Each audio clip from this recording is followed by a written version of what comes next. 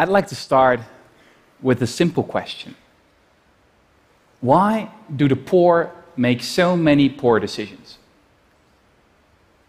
I know it's a harsh question, but take a look at the data. The poor borrow more, save less, smoke more, exercise less, drink more, and eat less healthfully. Why? Well, the standard explanation was once summed up by the British Prime Minister Margaret Thatcher, and she called poverty a personality defect. A lack of character, basically. Now, I'm sure not many of you would be so blunt. But the idea that there's something wrong with the poor themselves is not restricted to Mrs. Thatcher.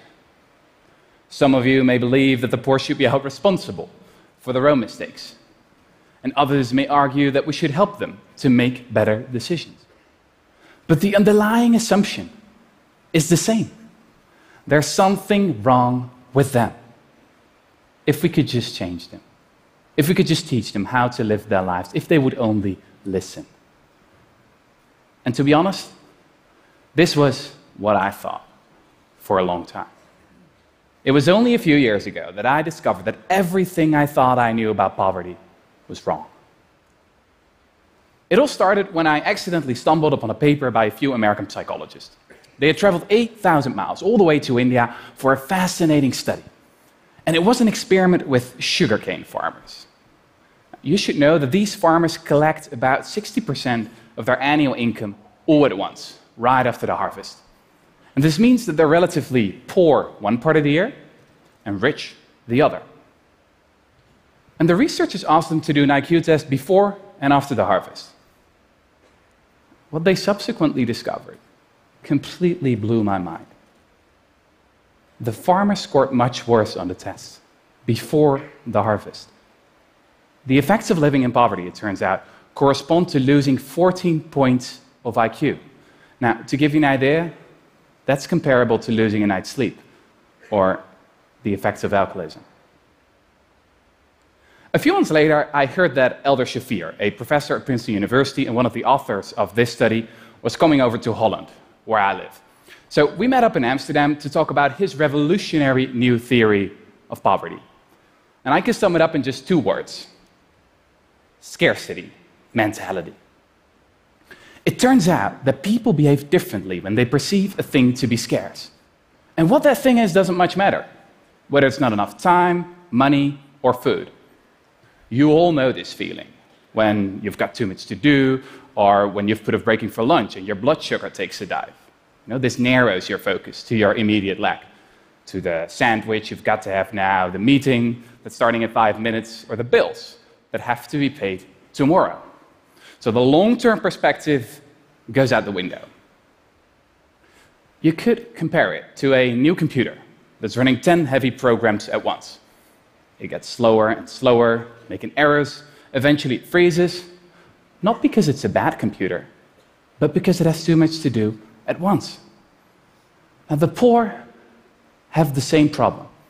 They're not making dumb decisions because they are dumb, but because they're living in a context in which anyone would make dumb decisions.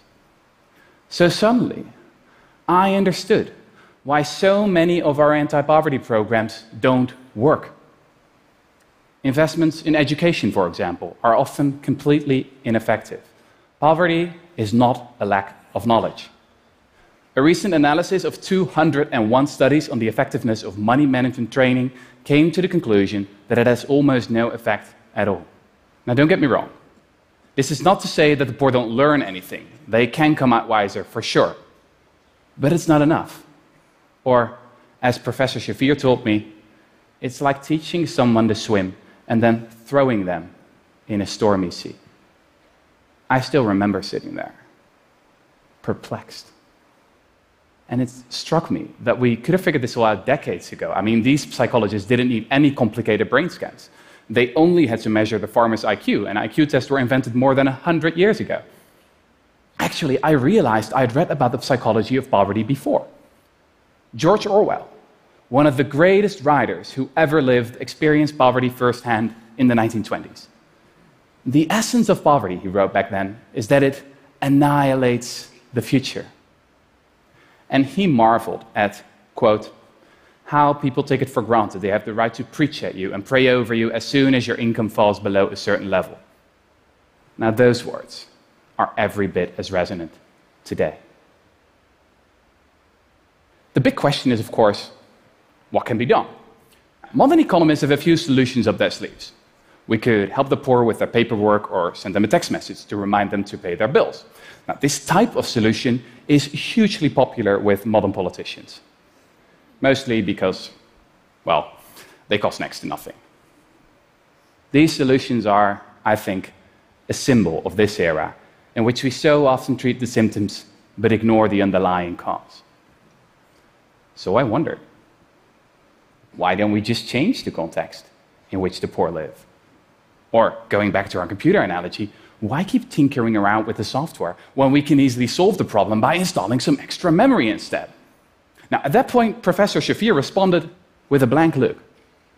And after a few seconds, he said, I get it. You mean you want to just hand out more money to the poor to eradicate poverty? Yeah, sure, that'd be great. But I'm afraid that brand of left-wing politics you've got in Amsterdam, it doesn't exist in the States.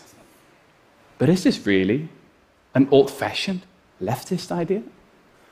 I remembered reading about an old plan, something that has been proposed by some of history's leading thinkers.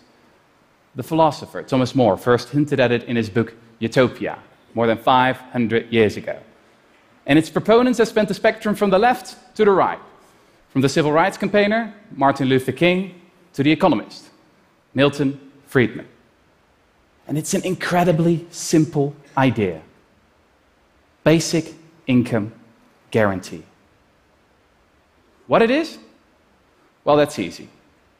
It's a monthly grant, enough to pay for your basic needs: food, shelter, education.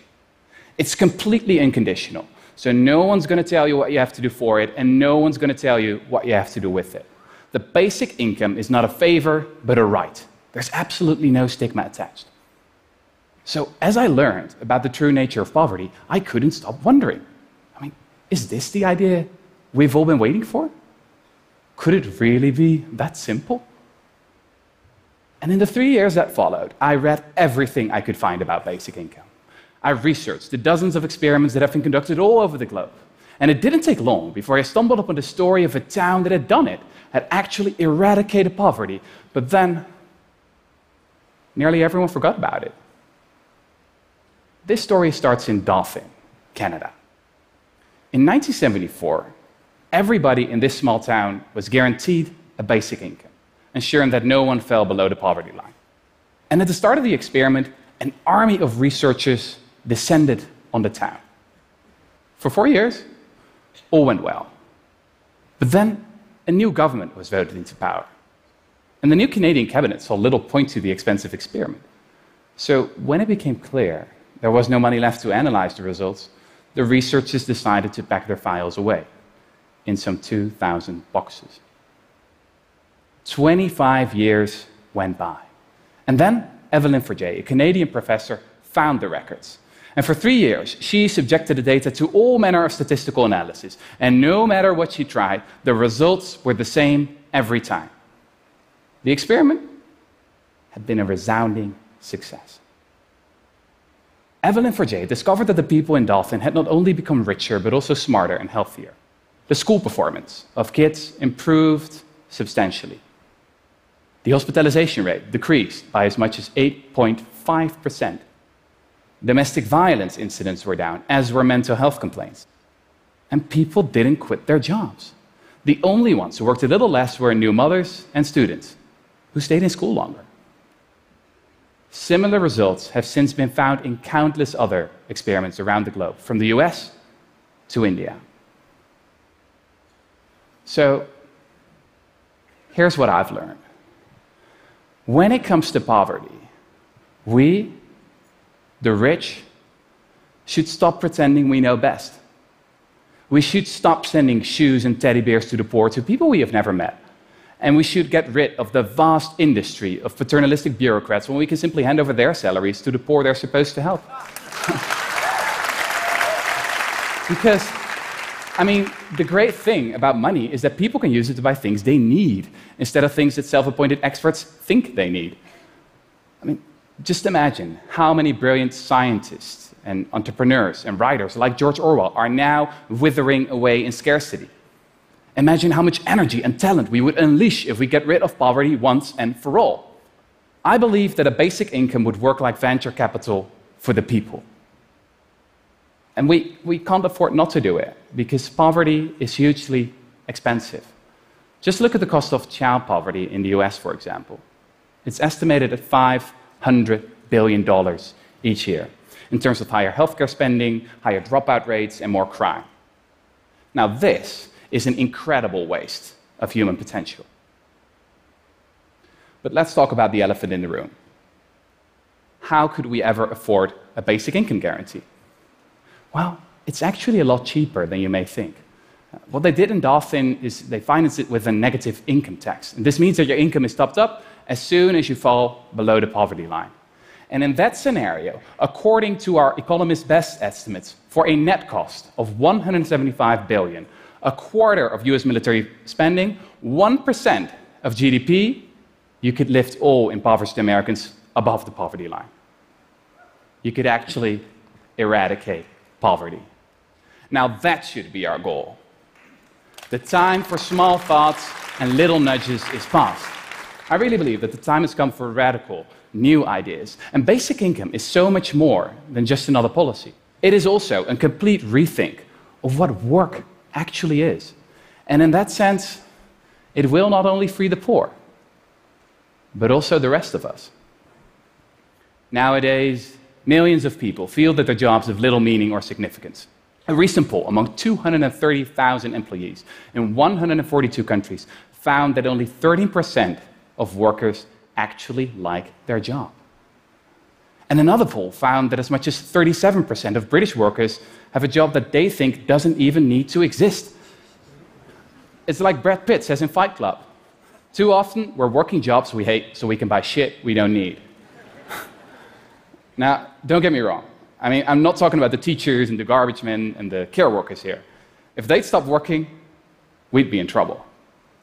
No, I'm talking about all those well-paid professionals with excellent resumes who earn their money during strategic transsector peer-to-peer meetings while brainstorming the value add-on of disruptive co-creation in the network society. Or something like that. Just imagine again how much talent we're wasting simply because we tell our kids they'll have to earn a living. Or think of what a math whiz working at Facebook lamented a few years ago. The best minds of my generation are thinking about how to make people click ads. I'm a historian. And if history teaches us anything, it is that things could be different. There is nothing inevitable about the way we structured our society and economy right now. Ideas can and do change the world. And I think that especially in the past few years, it has become abundantly clear that we cannot stick to the status quo, that we need new ideas. I know that many of you may feel pessimistic about a future of rising inequality, xenophobia, and climate change. But it's not enough to know what we're against. We also need to be for something. Martin Luther King didn't say, "I have a nightmare." He had a dream. So, here's my dream. I believe in a future where the value of your work is not determined by the size of your paycheck, but by the amount of happiness you spread and the amount of meaning you give. I believe in a future where the point of education is not to prepare you for another useless job, but for a life well lived. I believe in a future where an existence without poverty is not a privilege, but a right we all deserve. So here we are.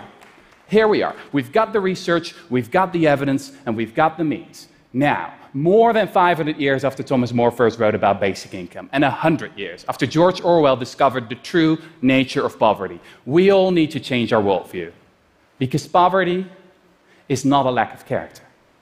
Poverty is a lack of cash. Thank you.